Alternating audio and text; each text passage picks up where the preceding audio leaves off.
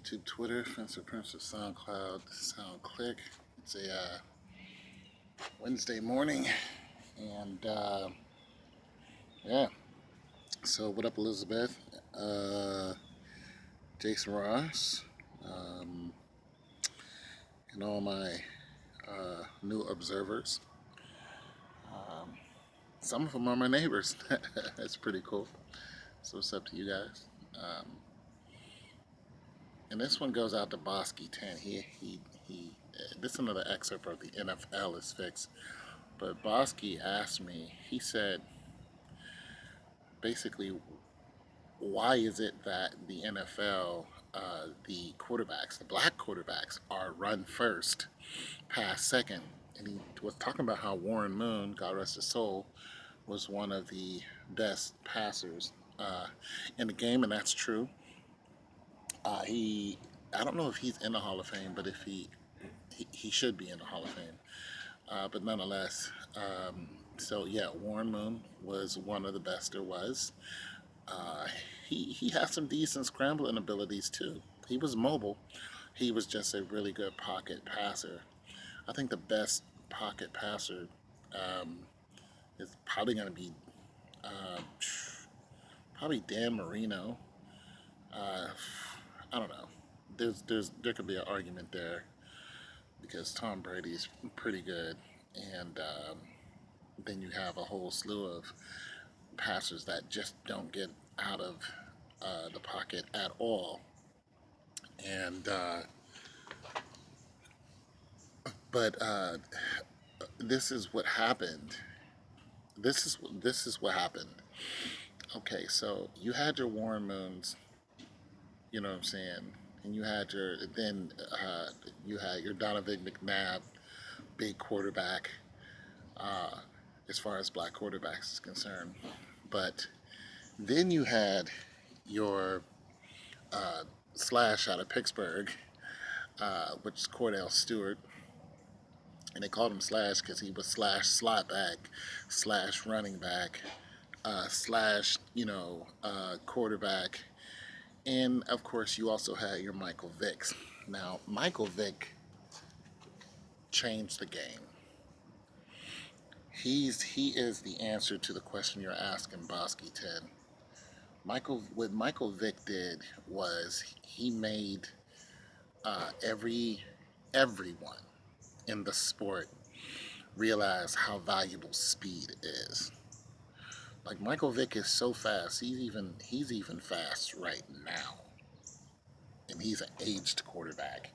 And them young boys always try to run up on him when they get in the NFL and want to challenge him to a foot race, and it's embarrassing because he just blows them away.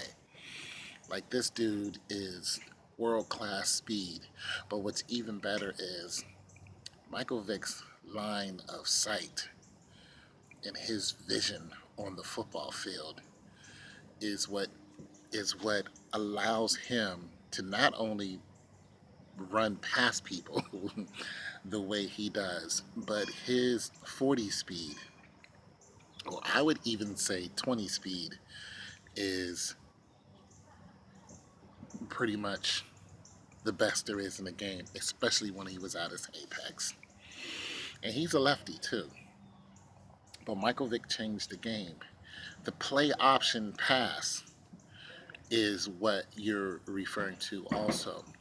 So basically, when you have your basic lineup and then your basic backfield, remember back in the 80s how you had your you had your two wide receivers were the big deal.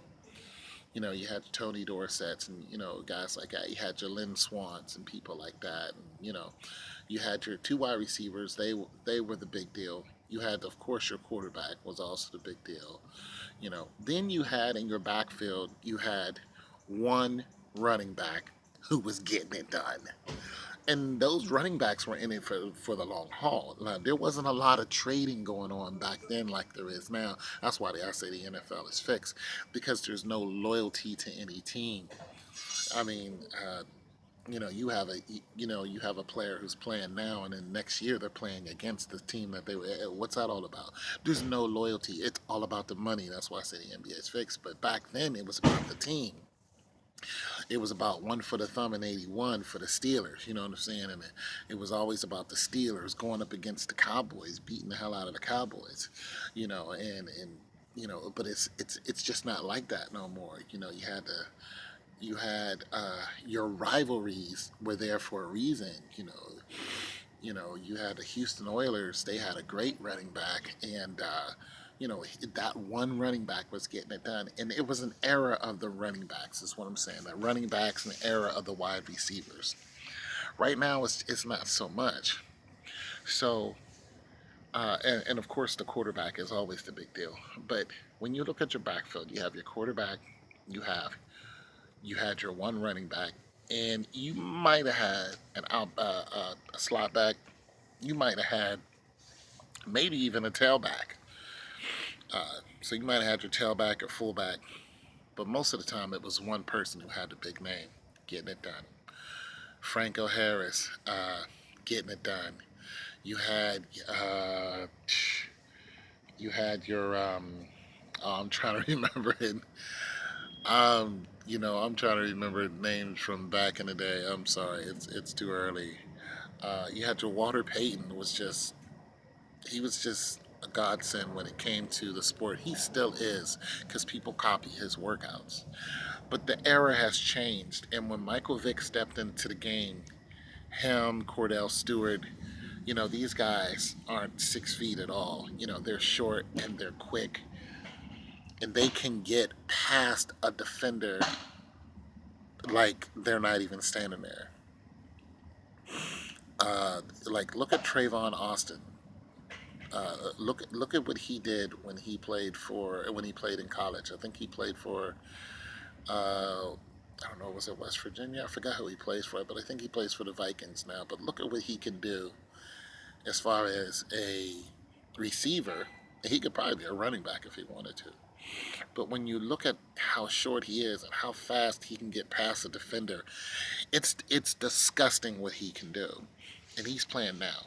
So that's what happened. The Michael Vicks and the Cordell Stewarts is what happened. They changed the whole game, and the game had to change with them.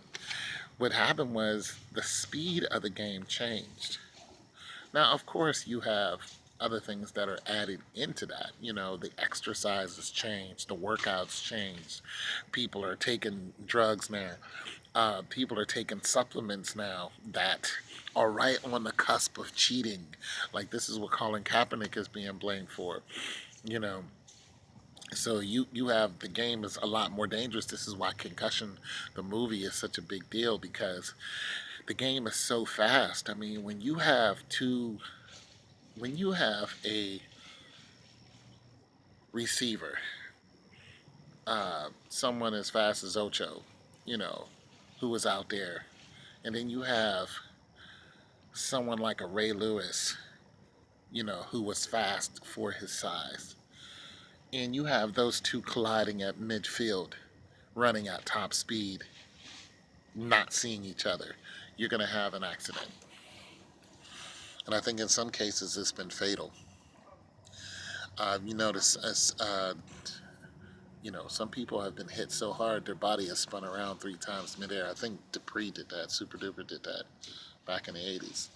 They call it the helicopter because he was hit so hard. So when you have people who can, run that fast, who can accelerate from 1 to 20 and be at top speed at 20, you're looking at people easily getting hurt. So, so that's what's going on. Michael Vick can go from 1 to 20 in less than 20 yards. He can 4 or 5 steps, and he can almost be at top speed, and that's what happened. But he can also pass too. So RG3 is an amalgamation of that. But the thing about RG3 is his ability to dodge. To me, his line of sight is not anywhere near what it should be. He can't see the field. He can't see the field and properly get past defenders like he should, especially with a bad knee now. Now he has a terrible shoulder and he suffered concussions in college. And let's see, who else am I want to talk about? Terrell Owens was another example of the super receivers, but when Terrell Owens, good morning, when Terrell Owens tried to come back to the NFL, he had great workouts, everything. His body is superior to most humans. But the problem Terrell Owens has is the only muscles he couldn't exercise was his eyes. He could not see the football coming at that speed. And you got to understand, like, some of these quarterbacks can throw a short pass to you and snap your wrist. That's how strong they are. You understand? Dan Marino, his release was in 2 seconds. Said, hut, 1, 2, ball was gone. It was coming at you. You know what I'm saying? And it was coming at you fast. Yeah, so some of these guys were throwing the ball at 30 miles an hour. Okay. Some of these guys were throwing the ball at 30 miles an hour. So you're taking 1, 2, 3, 4, 5, and then you're turning in on a hook or on a slant, and you're looking for the ball, and the ball's going to be right there, and it'll take you off your feet if it hits you in the chest. You can ask some of these receivers. I mean, even some of the guys who were throwing back in the day, way back when Fran Tarkenton, was throwing. You had quarterbacks who were like McMahon was huge. McMahon was just a huge dude. Anyway, it's your boy Tone 202. I'm out.